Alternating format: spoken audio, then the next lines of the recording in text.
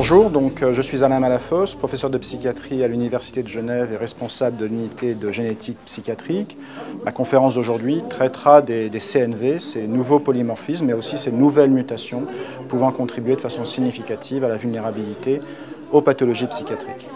Donc CNV et psychiatrie, c'est en effet un sujet qui me tient à cœur et qui est un des thèmes de recherche de notre unité.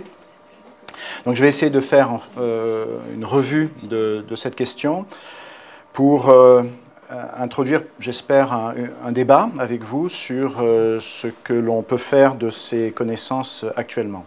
Donc comme dans toute revue et comme l'on dit habituellement, je n'aurai évidemment pas le temps dans les petites demi-heures, trois quarts d'heure que nous avons d'entrer dans tous les grands détails, mais j'espère pouvoir vous laisser les messages essentiels. Vous le savez sans doute, il existe un polymorphisme du génome humain. Un des polymorphismes maintenant les mieux connus est le polymorphisme individuel de paires de bases, dont l'acronyme anglais est SNP, SNP, Single Nucleotide Polymorphism. On estime à peu près aujourd'hui que le génome humain est quasiment séquencé et qu'un grand nombre de génomes humains ont été entièrement séquencés, à environ 3 millions de tels SNP différents entre deux génomes pris au hasard. C'est à peu près en moyenne le nombre de polymorphismes que l'on estime exister ainsi entre deux individus. Il y a 8 ans maintenant, 2 articles Princeps ont été publiés quasiment la même année, l'un dans Science par le groupe de Sebat, Jonathan Sebat, et l'autre par le groupe de Lee, et qui ont rapporté un nouveau type de polymorphisme dans le génome, qui sont des polymorphismes que l'on dit, des variations que l'on dit structurales, ou variations de nombre de copies. En fait, on connaissait déjà, et je suis sûr que vous les connaissiez déjà aussi, hein, même les plus anciens comme nous, connaissaient cette variation de nombre de copies, puisque depuis quasiment la fin de la Deuxième Guerre mondiale, grâce à la cytogénétique, on a identifié des différences entre individus dues à des variations de nombre de copies de génome. Bon. La différence avec ces travaux Princeps est que jusqu'alors, pour pouvoir être identifiées, ces variations de nombre de copies devaient être de très très longues distances, de très longs fragments, pour pouvoir être identifiées par la microscopie. C'était toutes les maladies chromosomiques, cytogénétiques que l'on connaît bien. Et en particulier d'une dont je vais vous reparler, hein, qui est le syndrome vélo-cardio-facial, la délétion du bras long du chromosome 22, qui était connue bien avant ces 2 papiers, et dont l'association fréquente à des troubles psychotiques était aussi bien connue. Ce que ces travaux ont montré, c'est qu'en fait, ces variations de nombre de copies, grâce à des techniques dont je vais vous dire un petit mot après, étaient bien plus importantes que ce que l'on pouvait suspecter jusqu'alors, et même en mettant la barre assez haut, avec des fragments de l'ordre de 500 kilobases, 500 000 paires de bases, on pouvait en trouver environ 1000 par génome, qui sont donc décrits à ce stade-là comme des polymorphismes, au même titre que le sont les polymorphismes nucléotidiques. Ils peuvent donc permettre d'identifier des associations particulières à telle ou telle maladie, et c'est ce que ces 2 premiers travaux rapportaient. Alors, je vous l'ai dit, il existe, à vrai dire, différentes techniques pour identifier de tels polymorphismes, mais une des techniques les plus communément utilisées, en particulier dans la plupart des études dont je vais vous parler, qui explorent des centaines, maintenant des dizaines de milliers, et pour les plus récentes, des centaines de milliers d'individus. La technique est à peu près la même, et schématiquement consiste à comparer des génomes de patients, de cas d'intérêt, à un ou plusieurs génomes de référence, grâce aux puces à ADN, ici des puces à oligonucléotides, dont vous avez certainement déjà entendu parler, qui permettent de façon très rapide, quasiment industrielle, de comparer toutes les régions de notre génome et de déterminer s'il existe des différences entre les nombres de copies, soit en excès, soit en défaut, entre un ou plusieurs de ces cas comparés à ces génomes de référence. Donc, je ne vais pas entrer dans les détails, je pense que ce n'est pas très intéressant ici, mais sachez que cette technique est maintenant très robuste, bien validée, rapide, relativement économique, et permet d'explorer en un temps relativement court des très grands nombres de génomes. Et c'est grâce à ces techniques de puces qu'en moins de 8 ans, la génétique, et en particulier psychiatrique, a connu une avancée considérable dans la connaissance, et même maintenant, nous le verrons, dans les hypothèses concernant les mécanismes de vulnérabilité génétique. Il existe plusieurs types de telles variations de nombre de copies. Je vous ai présenté ici les différents types que l'on pouvait identifier. Les plus communs sont bien sûr quand même les délétions et les duplications. C'est très simple, vous avez un fragment d'ADN, la différence ici est que c'est des fragments de taille tout à fait variable, mais enfin restons sur ce schéma relativement simple, un fragment de 4 nucléotides qui est simplement délété. Vous avez une délétion, vous avez une insertion d'une copie, vous avez les duplications en tandem, donc qui se suivent l'une après l'autre, les duplications interspacées, donc qui sont à plus longue distance les unes des autres, les inversions, les translocations. Les CNV les plus communément utilisés en pathologie actuellement, et en psychiatrie en particulier, sont cependant les délétions et les duplications. Il y a deux façons, grossièrement, de définir un CNV, parce qu'un CNV, c'est une duplication, c'est une délétion, une inversion, tout ce que vous voulez, mais de quoi? Et donc, une façon opérationnelle habituelle de définir un CNV a été, elle tend à l'être de moins en moins, de dire que toute duplication, délétion d'un fragment d'au moins 1 kilobase est un CNV. À vrai dire, ce qu'il faut considérer, c'est ces variations de notre génome sont continues, de la simple variation individuelle d'une paire de bases, qui peut être délétée par exemple, c'est déjà une délétion, donc quelque part un CNV, jusqu'à des délétions de plusieurs millions de paires de bases, comme par exemple dans la délétion du chromosome 22 du syndrome vélo-cardio-facial. Il y a très certainement une continuité de ces polymorphismes en longueur, en contenu de gènes, qui vont en faire soit de simples polymorphismes, à étudier comme on étudiait des polymorphismes de l'ADN pour des associations avec des maladies, ou des facteurs de vulnérabilité, voire même, dans certaines situations, des facteurs déterminant la survenue d'une affection donnée, en particulier psychiatrique.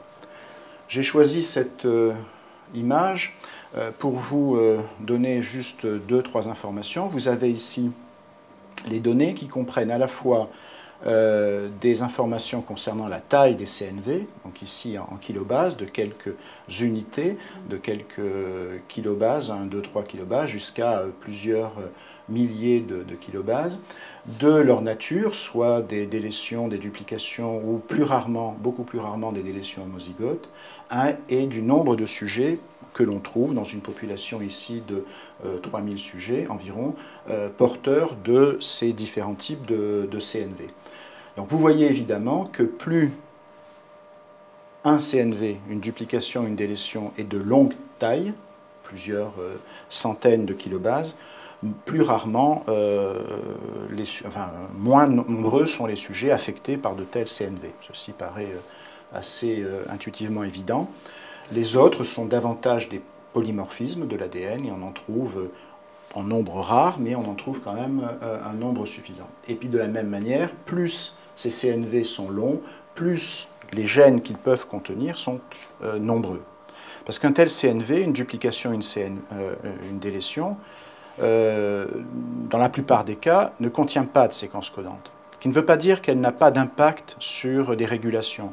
Les connaissances récentes du génome, grâce au projet ENCODE, ont montré que quasiment la totalité de notre génome a une fonction régulatrice, une fonction d'organisation du génome et donc secondairement de régulation importante.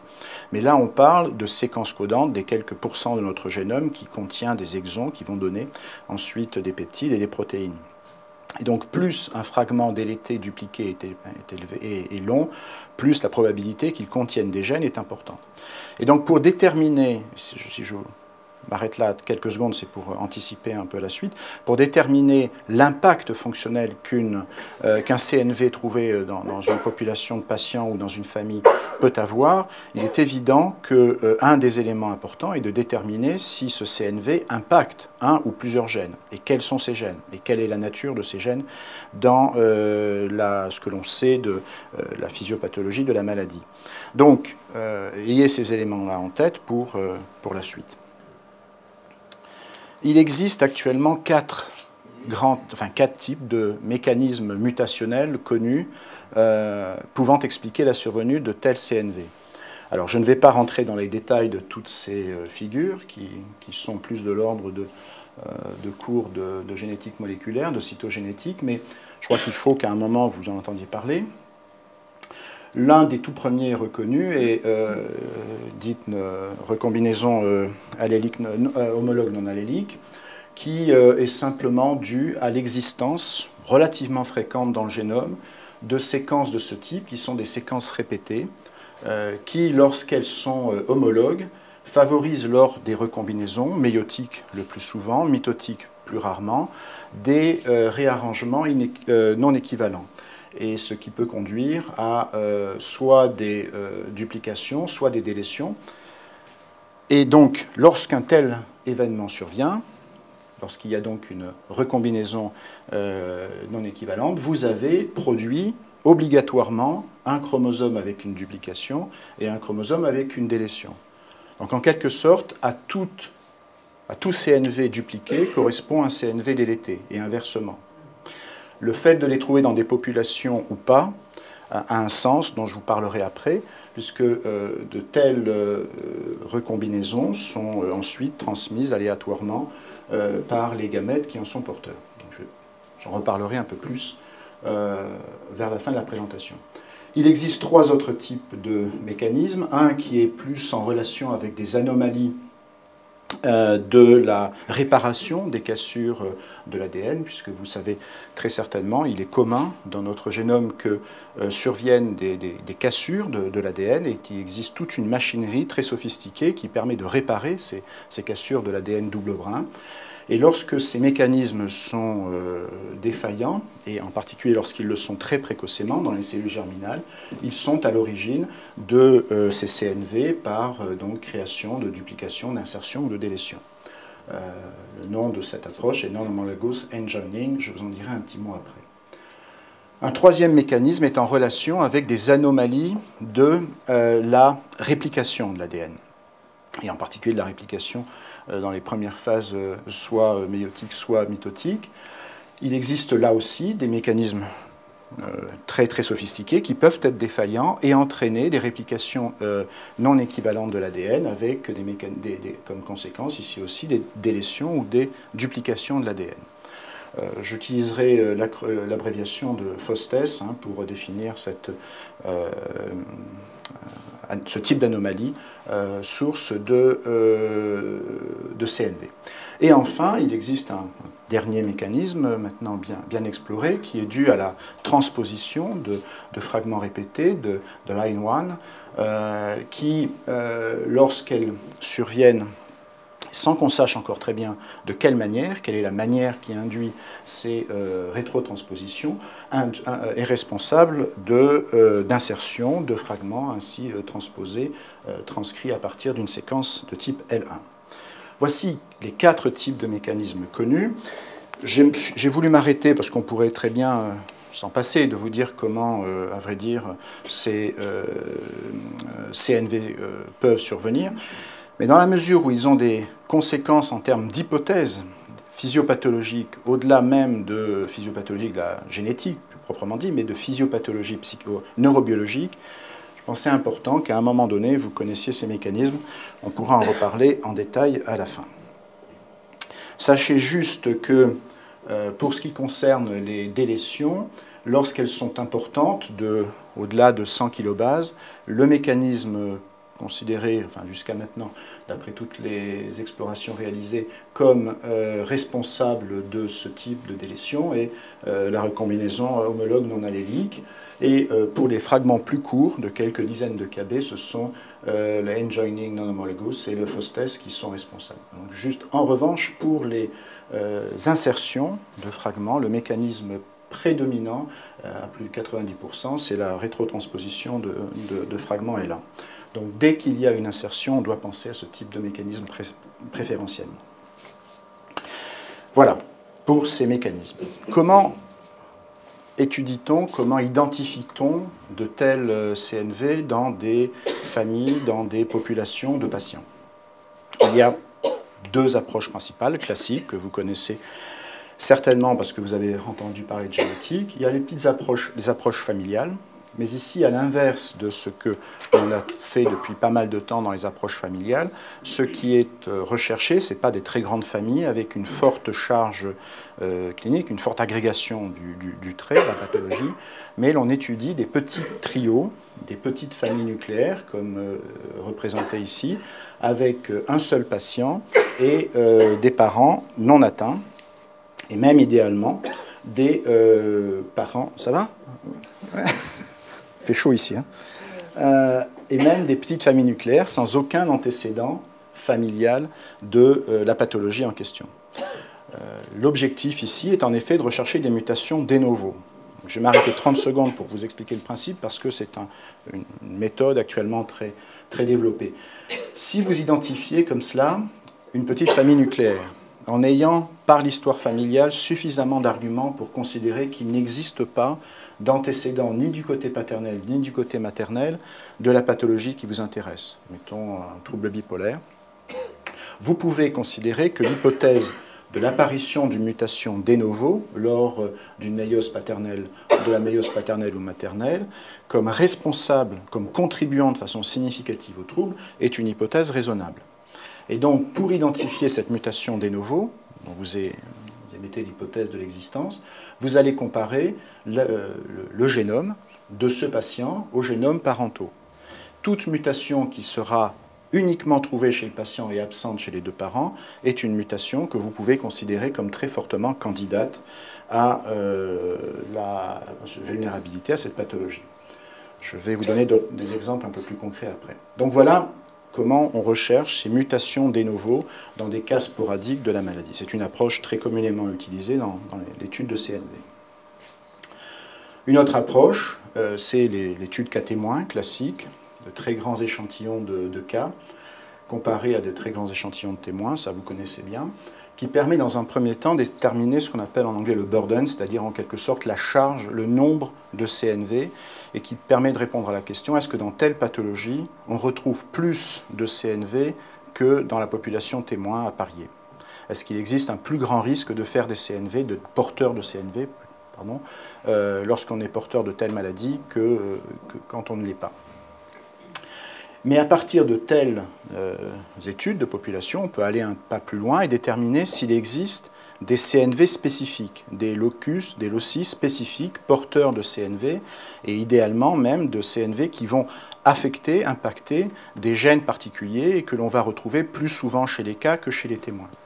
Cette approche-là de locus spécifique est plus difficile parce que, de par la rareté, malgré toutes ces CNV, la taille des échantillons nécessaires pour disposer de la puissance nécessaire pour de telles études est très très importante. Donc la plupart de ces études ne disposent pas à ce jour, la plupart des études ne disposent pas à ce jour de la puissance nécessaire pour pouvoir déterminer avec une significativité suffisante que tel ou tel locus est effectivement impacté par un CNV. On a quelques rares exemples, je vais vous en parler un peu plus tard.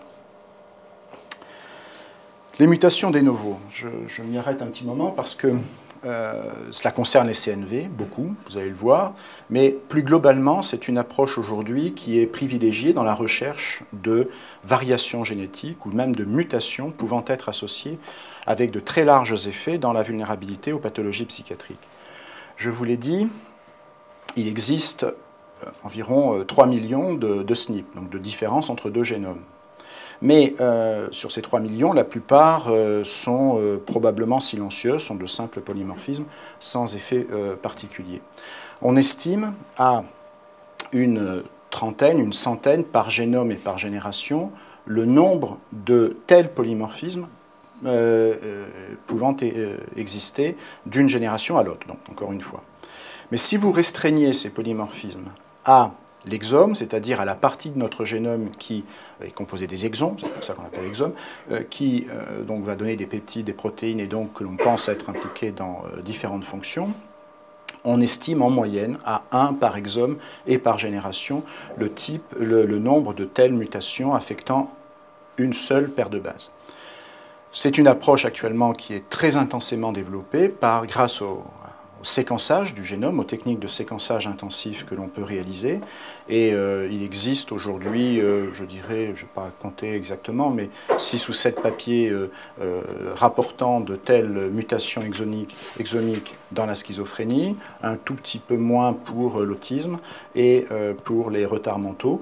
On décrit comme cela on établit ainsi une sorte d'inventaire de mutations affectant de façon très sévère, et les mutations dont on parle sont quasiment les mutations qui sont retrouvées dans les maladies mendéliennes bien connues. Ce n'est pas de simples polymorphismes, là c'est vraiment des mutations qui, par prédiction informatique, sont, dans la plupart des cas on s'arrête là, sont considérées comme pouvant être très gravement délétères, très gravement pathogènes.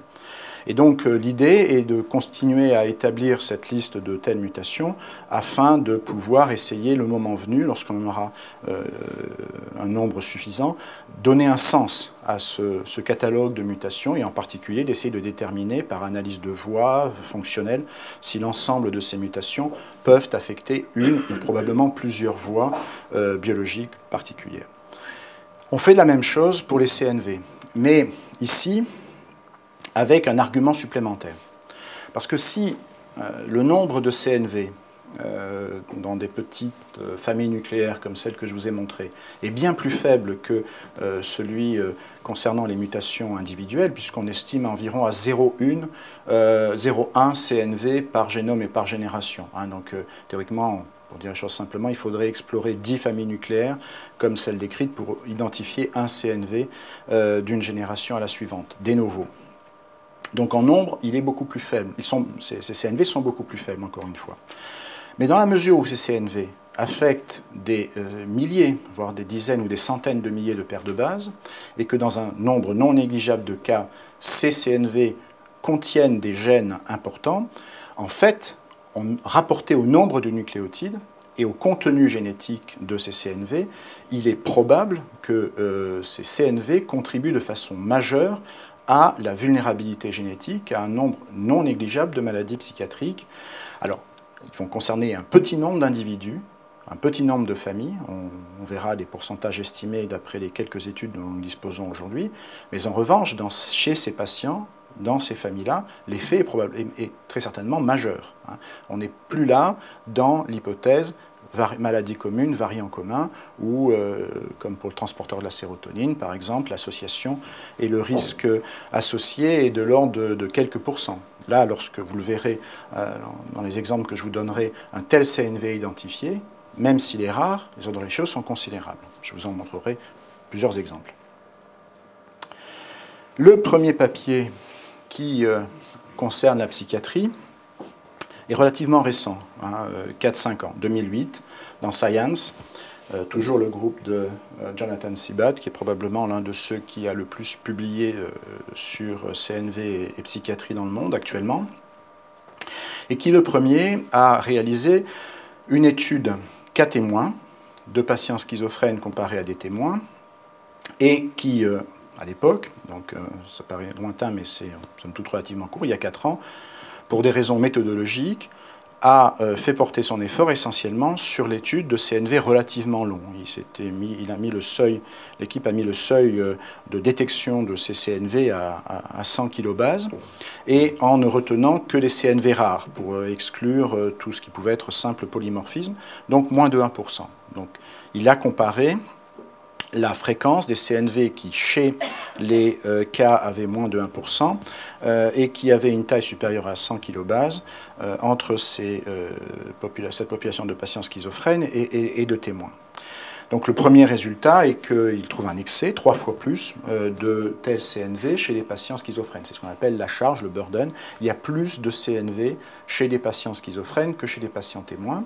C'était le premier résultat. Le deuxième résultat est que lorsqu'il analysait le contenu génétique, les gènes qui étaient affectés par ces CNV, il retrouvait plus souvent, statistiquement plus souvent, des gènes impliqués dans le développement cérébral. Donc il y avait aussi une certaine validité fonctionnelle à cette observation statistique.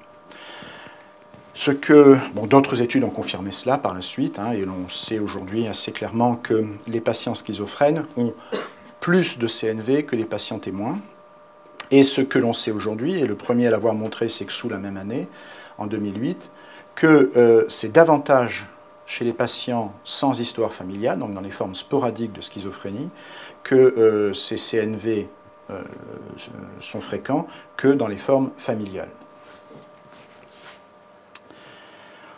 Dans l'autisme, c'est une situation assez comparable. Ici aussi, un des premiers, c'est toujours lui, c'est Bat et son groupe, qui, le premier, par une étude là aussi de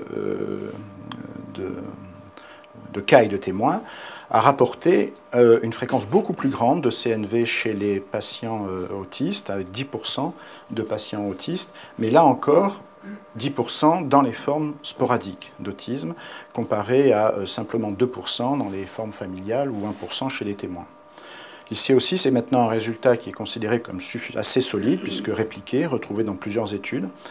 Et d'autant plus que ce que l'on peut dire aujourd'hui, c'est que lorsque ces CNV, lorsque l'on sélectionne, lorsque l'on filtre ces CNV par le contenu en gènes, parce que comme je vous l'ai dit encore une fois, un certain nombre, même un nombre majoritaire de CNV ne contiennent pas de gènes, lorsque l'on retient uniquement les CNV qui contiennent ou qui affectent des gènes, à ce moment-là, on trouve 30 fois plus de délétions, de CNV avec délétion chez les patients autistes que chez des témoins. Donc c'est très probablement un type de mécanisme génétique important contribuant à la vulnérabilité à l'autisme. Dans le trouble bipolaire, la situation est beaucoup moins claire et plus débattue. D'abord parce que les travaux sont plus récents, et ensuite parce qu'ils sont discordants. Il n'y a pas la même force et la même concordance entre toutes les études publiées.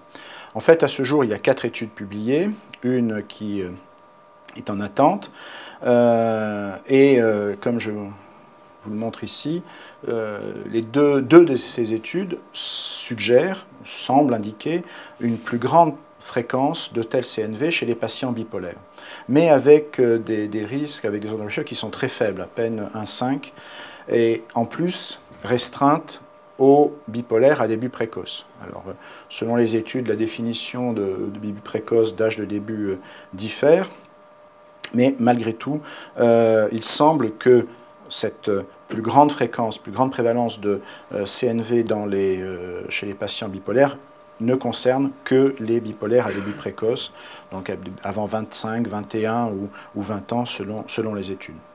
C'est quelque chose que nous avons retrouvé dans une étude qui a été réalisée entre les équipes françaises, donc Créteil et Suisse, et donc qu'on retrouve restreinte aux formes à début précoce et non dans les formes à début plus tardif. Mais il existe 2 études assez larges qui ne retrouvent pas ce résultat, même dans les études à début précoce. Et ceci étant, dans ces 2 études négatives, le nombre de sujets ayant une forme début précoce de la maladie est très limité. Donc il va nous falloir accumuler, comme souvent dans ce type de situation, davantage de données pour pouvoir conclure plus clairement à l'implication de CNV dans les formes à début précoce de troubles bipolaires.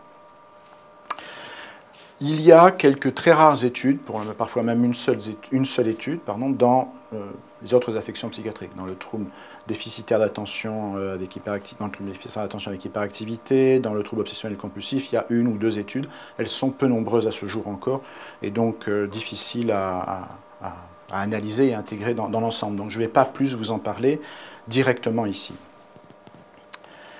Dans ce tableau, je vous ai mis l'OSI spécifique, puisque je vous ai dit, une des premières approches est de déterminer s'il y a plus souvent dans une maladie donnée de CNV que chez les témoins, et plus souvent dans les formes sporadiques que familiales. Mais comme je vous l'ai indiqué, une des questions que l'on peut aborder par ces études de cas et de témoins, c'est de savoir si certains CNV particuliers affectant certaines régions du génome et certains gènes sont plus souvent concernés, plus souvent retrouvés chez les patients. Il y en a, donc oui, la réponse à cette question est oui, il y en a plusieurs, et je vous ai simplement mis dans ce tableau ceux qui ont fait l'objet de suffisamment de réplication et qui sont associés à des risques les plus élevés. Alors, je me rends compte que pour une salle comme celle-ci, c'est difficile à voir, donc je vais vous lire rapidement ce tableau. Le premier, celui qui est le CNV spécifique le plus souvent rapporté dans différentes études.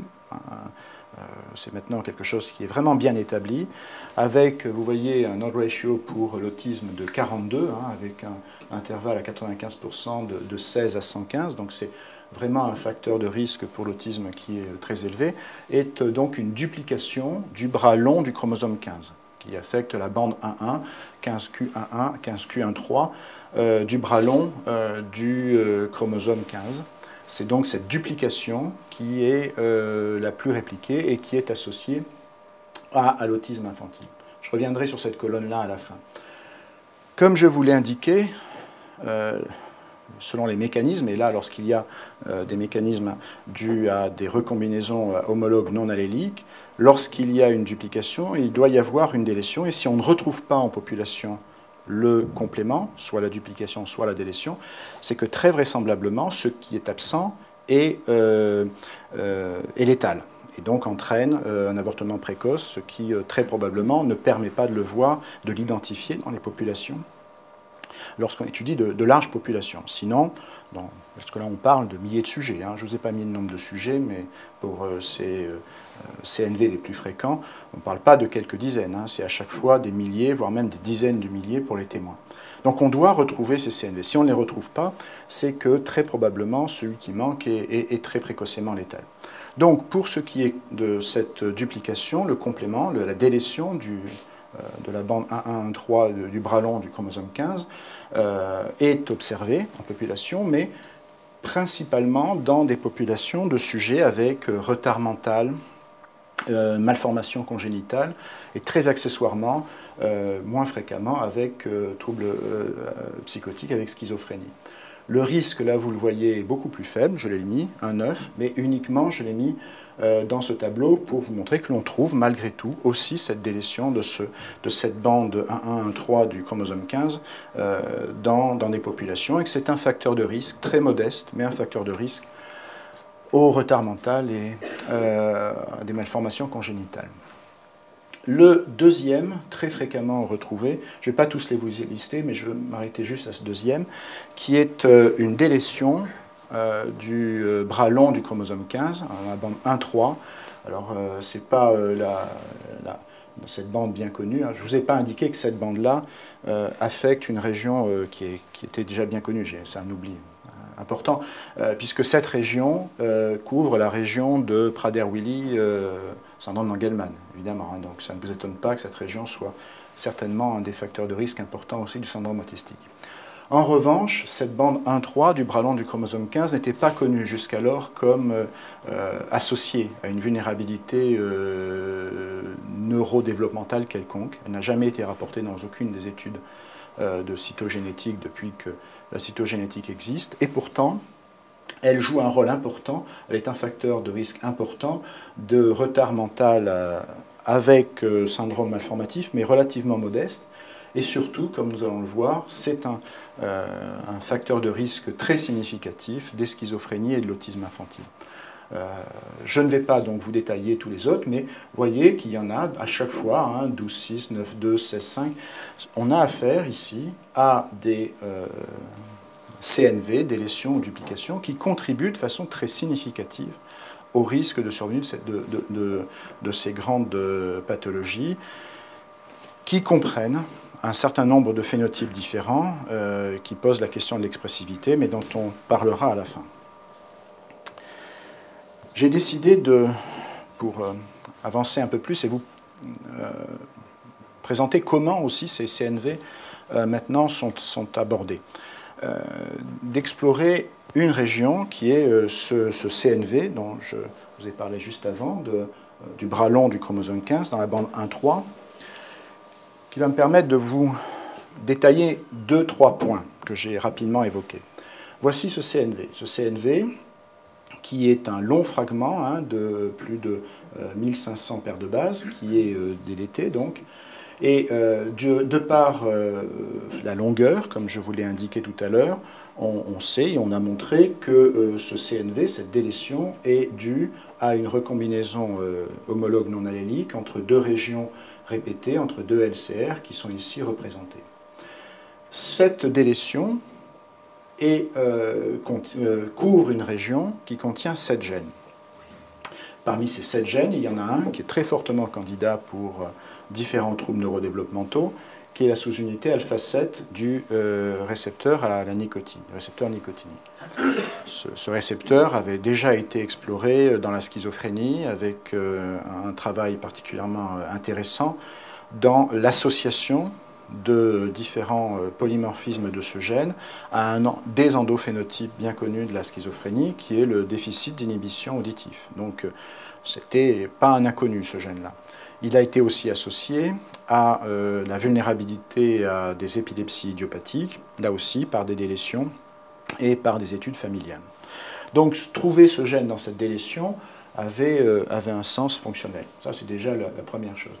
Tous ces autres gènes sont des gènes dont la fonction reste relativement mal connue, mais deux d'entre eux, KLF et TRPM1, sont connus, l'un pour être responsable de malformations cardiaques et l'autre de malformations visuelles, mais visuelles uniquement dans un modèle animal, jamais rapporté chez l'humain. Donc, voici un exemple de CNV affectant 7 gènes. Bien. Ce CNV, en fait, nous l'avons l'avons identifié pour la première fois chez 7 patientes qui souffrent d'une épilepsie généralisée idiopathique avec un très léger retard mental. Pas de syndrome malformatif, aucun autre trouble, pas de trouble thymique, pas de trouble psychotique. Elle n'avait, à part cette épilepsie, qui avait juste comme particularité de résister au traitement, ce qui n'est pas la règle dans les épilepsies qu'on dit maintenant génétique, mais qui était encore appelée généralisée idiopathique, mais sinon, pas d'autre particularité.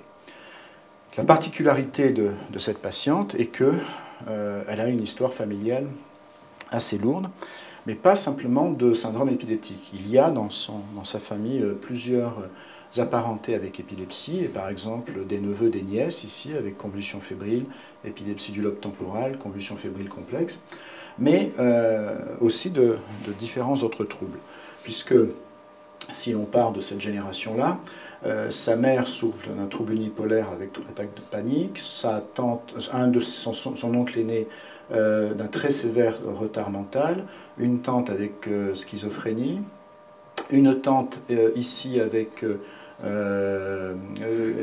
convulsion fébrile.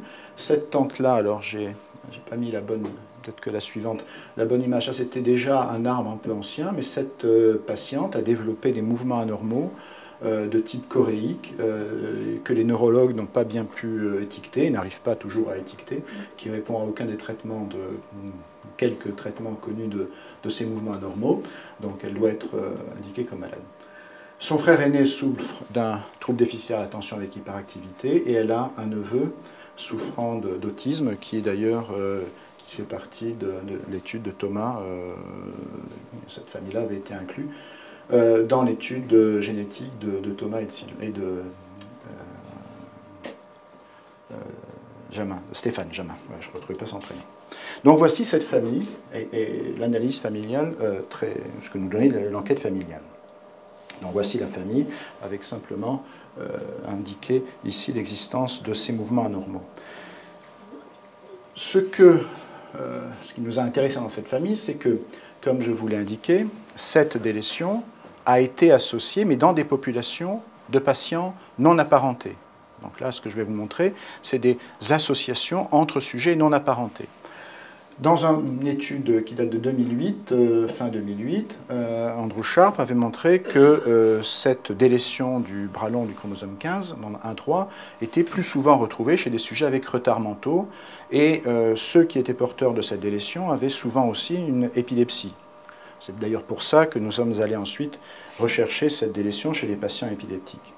Mais la même année, plusieurs études, et en particulier une grande étude islandaise, dans le cadre d'Ecode Genetics, avait rapporté que cette même délétion était très significativement retrouvée avec les odds ratios que je vous ai montrés tout à l'heure dans une population de sujets non apparentés schizophrènes, plusieurs milliers de patients schizophrènes comparés à une dizaine de milliers de témoins. Donc le même CNV avec les mêmes bornes, semble-t-il, étaient retrouvés dans des populations présentant des tableaux cliniques assez différents. Et comme je vous l'ai dit, donc nous avions retrouvé début 2010 cette même délétion chez les patients épileptiques. Ce que cette famille suggère, et même valide en tout cas à l'échelle de 3 générations, c'est qu'une même délétion, même taille, même contenu génétique, est associée et transmise. Vous voyez le plus ici indiqué, ces sujets sont porteurs de cette délétion, et ceux qui ne présentent aucun tableau ne sont pas porteurs de cette délétion. Donc que la même délétion, de même longueur, de même nature, est associée à des tableaux cliniques complètement différents. Puisque vous voyez ici, vous avez un retard mental, sans aucun trouble psychotique.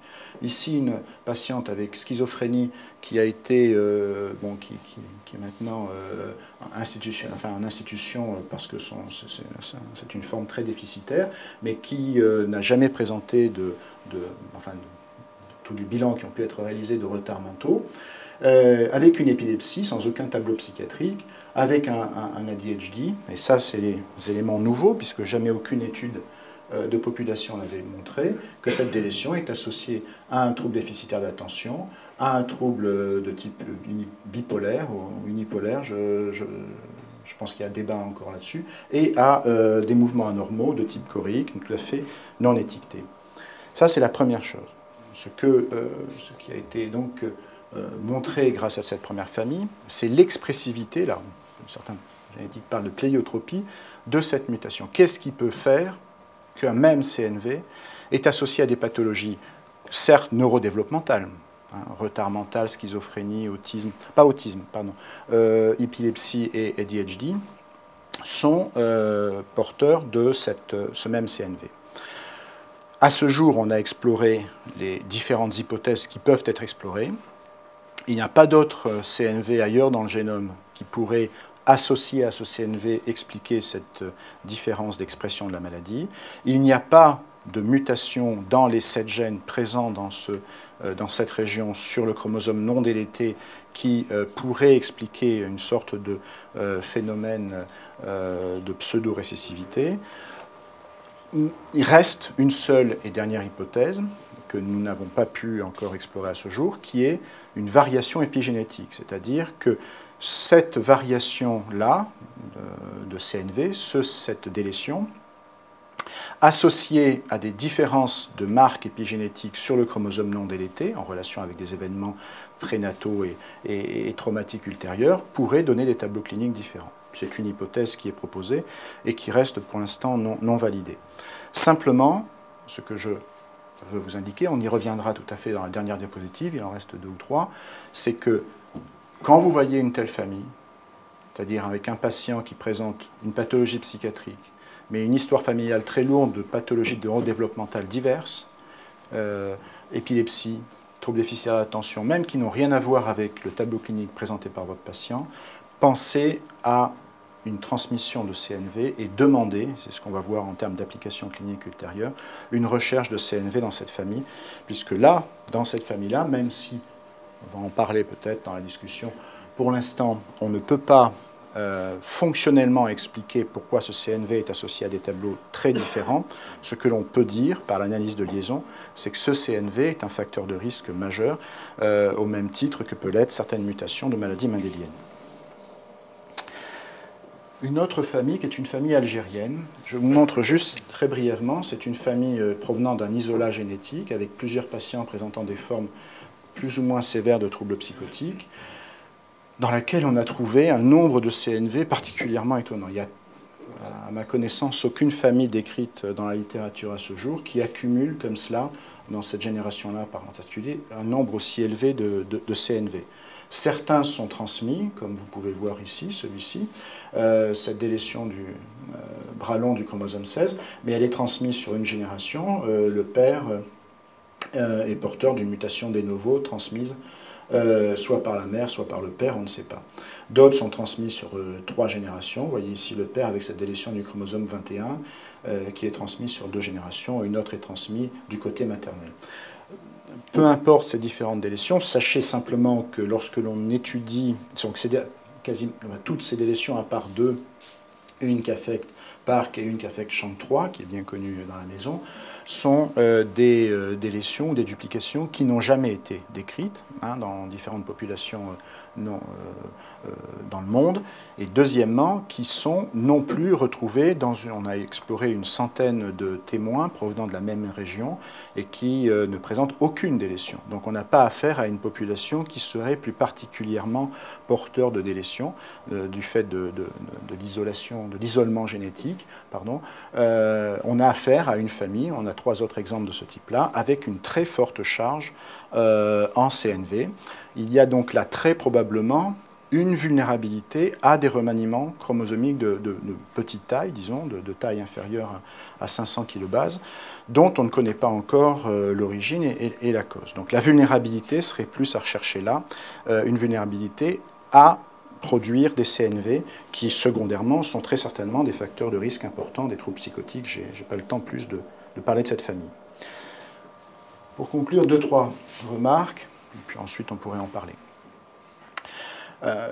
Les CNV, leur découverte, et à la limite, plus globalement, les mutations de novo, mais dans la mesure où c'est vraiment, à ce jour, dans le domaine des CNV qu'on a les données les plus solides, et en particulier en termes fonctionnels, puisqu'ils affectent des gènes qu'on a pu explorer un peu plus avant, sont considérés comme pouvant expliquer une partie de ces fameuses inconsistances génétiques de la psychiatrie, avec des concordances particulièrement élevées chez les monozygotes comparées aux dizygotes, des irritabilités importantes, et pourtant une si grande difficulté à trouver des variations génétiques associées à ces maladies. L'existence de CNV, en particulier de CNV de novo, pourrait expliquer une partie de ces différences, pourrait être un chemin, enfin, ouvrir une voie en tout cas pour comprendre certaines de ces inconsistances. Un des problèmes qui reste problématique, c'est cette grande expressivité dont je vous ai donné quelques exemples, puisque par exemple pour les CNV à plus haut risque, vous voyez que si c'est par exemple dans l'autisme infantil, le syndrome autistique, que cette duplication du bras long du chromosome 15-1 est le plus souvent retrouvée avec le plus haut risque, vous la retrouvez aussi chez des patients schizophrènes, chez des patients avec retards mentaux et malformations congénitales.